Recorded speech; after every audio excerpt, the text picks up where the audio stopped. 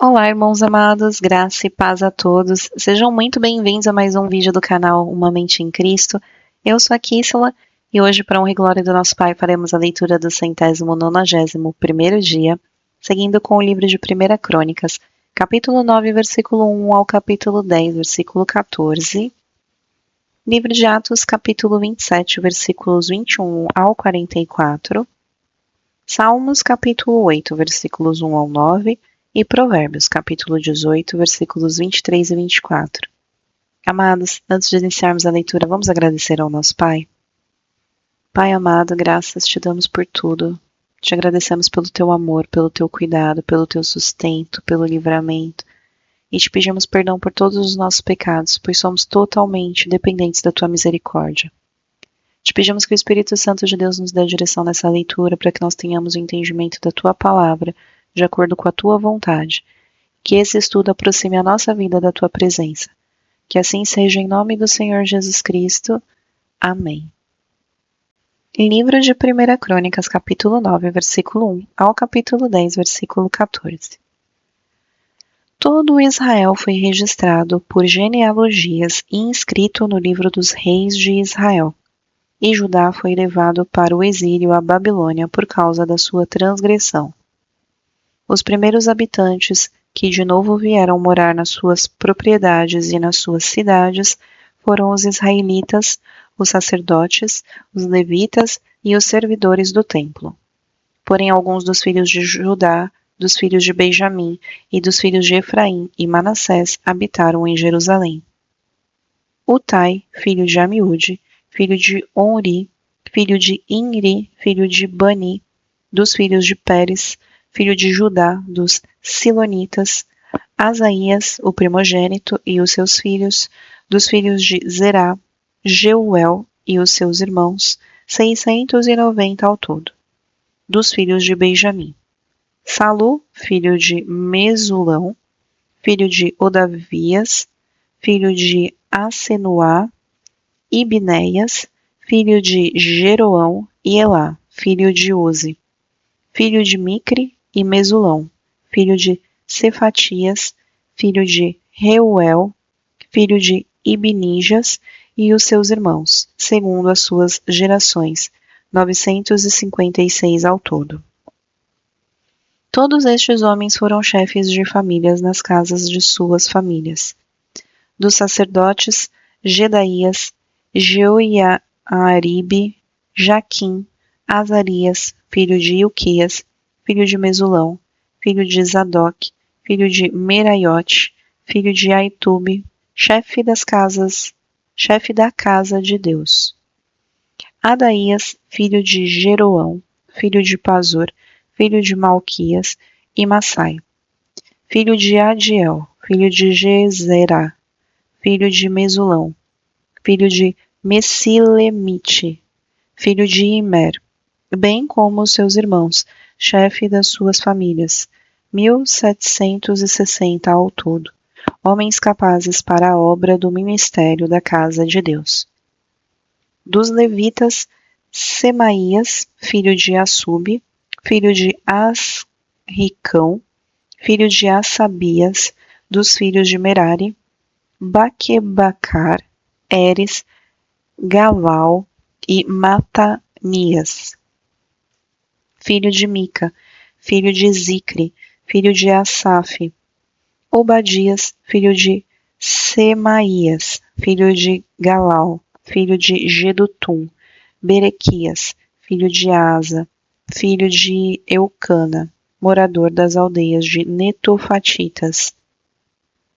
Os porteiros, Salum, Acube, Talmon e Aimã, e os irmãos deles. Salum era o chefe. Estavam até agora de guarda à porta do rei, do lado do leste. Tais foram os porteiros dos arraiais dos filhos de Levi. Salum, filho de Coré, filho de Ebiasaf, filho de Corá, e seus irmãos da casa de seu pai. Os coraitas estavam encarregados da obra do ministério e eram guardas das portas do tabernáculo. E os seus pais tinham sido encarregados do arraial do Senhor e eram guardas da entrada. Finéias, filho de Eleazar, o regias nesse tempo, e o Senhor estava com ele. Zacarias, filho de Messelemias, era o porteiro da entrada da tenda do encontro. Todos estes, escolhidos para guardar das portas, foram 212. Estes foram registrados pelas suas genealogias nas suas respectivas aldeias, e Davi e Samuel, o vidente, os constituíram cada um no seu cargo. Eles e os seus filhos guardavam os portões da casa do Senhor, isto é, na casa da tenda. Os porteiros estavam aos 4 lados, a leste, a oeste, ao norte e ao sul. Seus irmãos, que habitavam nas suas aldeias, tinham de vir de tempos em tempos para servir com eles durante 7 dias. Porque havia sempre naquele ofício 4 porteiros principais, que eram levitas, e tinham a seu encargo as câmaras e os tesouros da casa de Deus. Estavam alojados ao redor da casa de Deus, porque estavam encarregados da vigilância, e tinham o dever de abrir os portões todas as manhãs. Alguns deles estavam encarregados dos utensílios usados no culto, porque estes eram contados quando eram trazidos e quando eram tirados.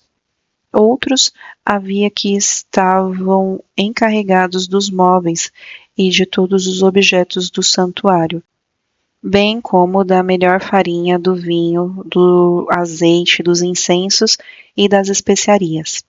Alguns dos filhos dos sacerdotes confeccionavam as especiarias.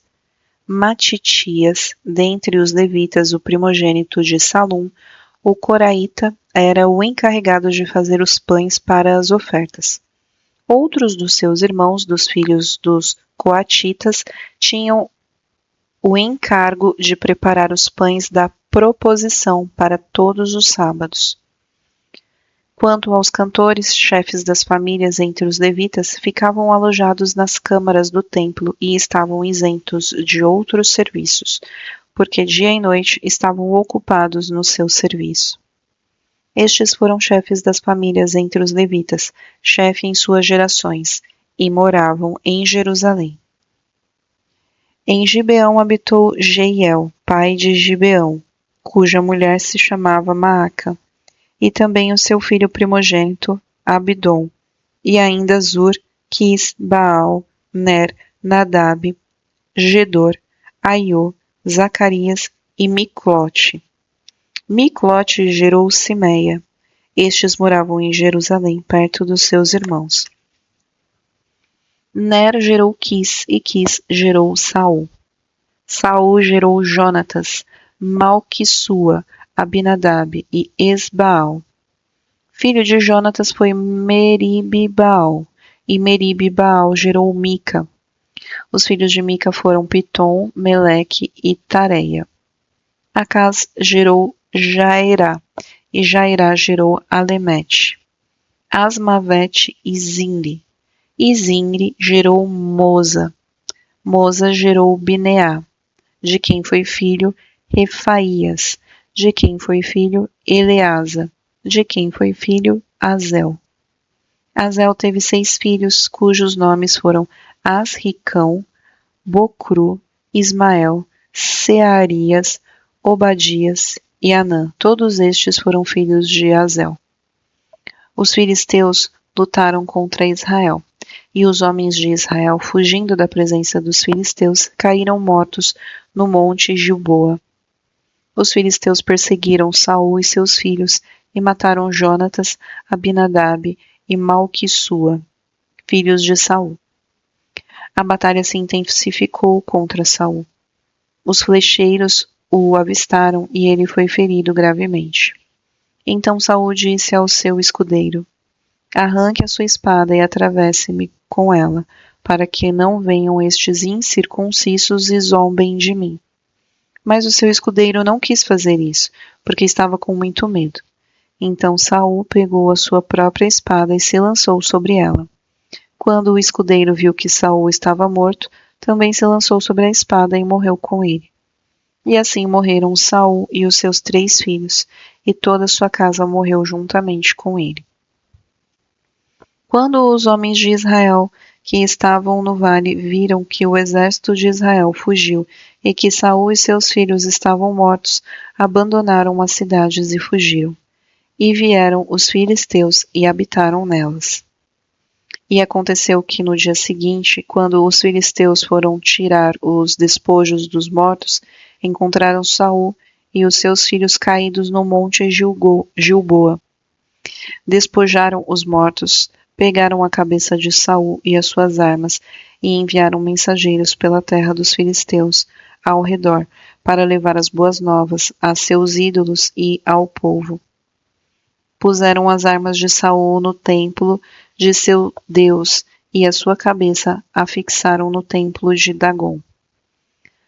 Quando todos os moradores de Jabes-Gileade ouviram tudo o que os filisteus haviam feito com Saul, todos os homens valentes se levantaram, pegaram o corpo de Saul e os corpos dos filhos e os trouxeram a Jabes.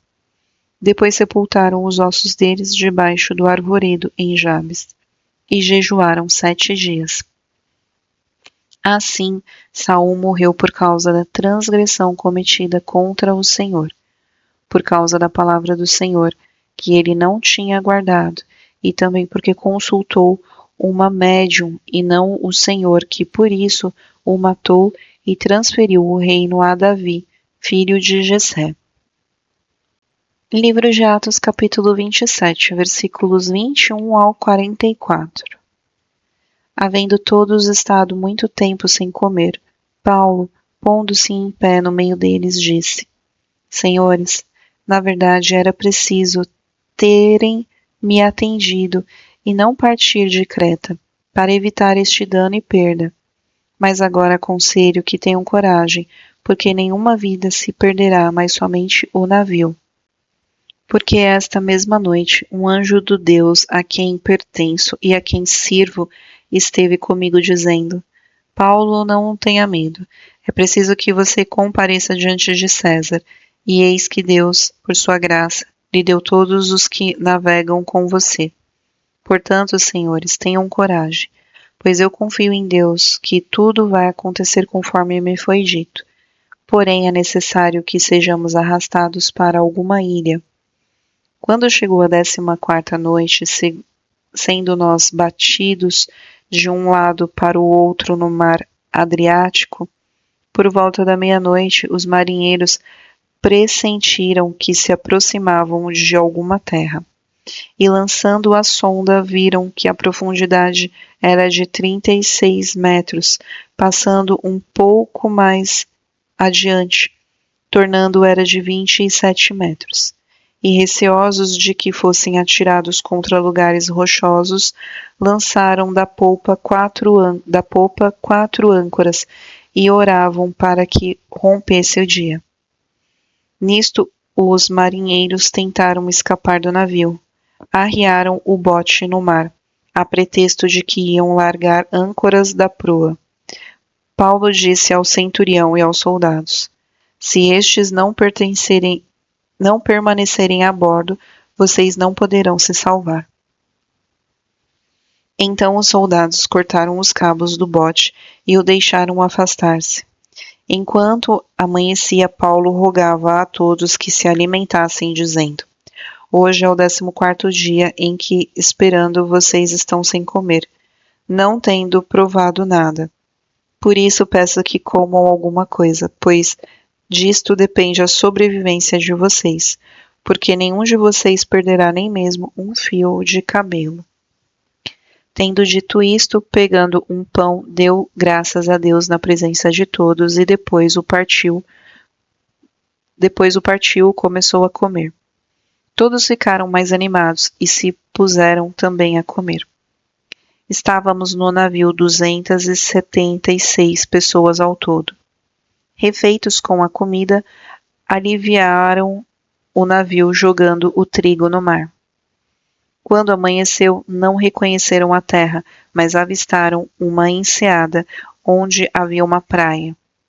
Então consultaram entre si se podiam encalhar ali o navio.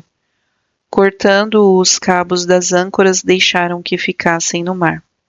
Soltaram também as amarras do leme, e, alcançando a vela de proa ao vento, dirigiram-se para a praia.